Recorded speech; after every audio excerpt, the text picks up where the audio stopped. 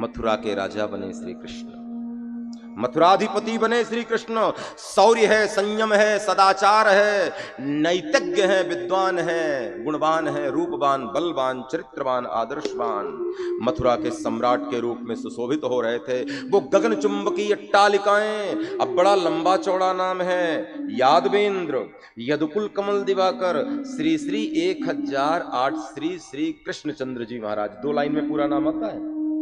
और मैया यशोदा गोकुल में क्या कहती थी? कनुआ, ओरे लाला कनुआ। अब कनुआ कनुआ नहीं रहा, अब कनुआ यादवेंद्र, यदुकुल कमल दिवाकर, श्री श्री 1008 श्री कृष्णचंद्र जी महाराज राजा जो बन गए हैं साहब। अब मथुरा में आसपास दासी दास खड़े हैं हाथ जोड़े।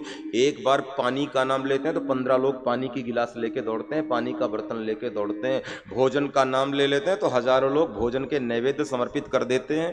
ऐसा ऐश्वर्य श्री कृष्ण का। लेकिन एक बात कहूं, आज मैया देवी की बड़ी प्रसन्न है। आज उसका बेटा राजा बन गया ना। अरे मैया देवी की को आज नींद नहीं आ रही है। और नींद भी कहां से आए भैया?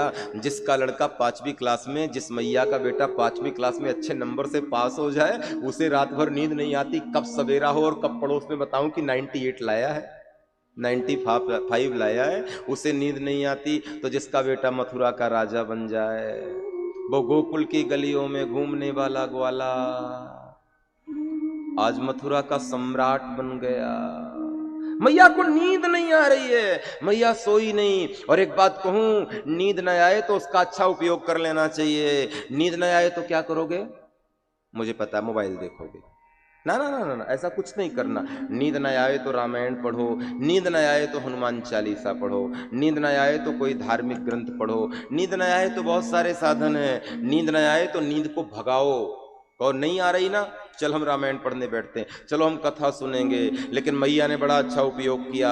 आज मैया देवकी को नींद नहीं आ रही, फिर याद आया, अरे राम राम राम राम, मैं तो भूल ही गई, कल सवेरा होगा, दोपहर के समय मेरा गोविंद भोजन जो करेगा ना।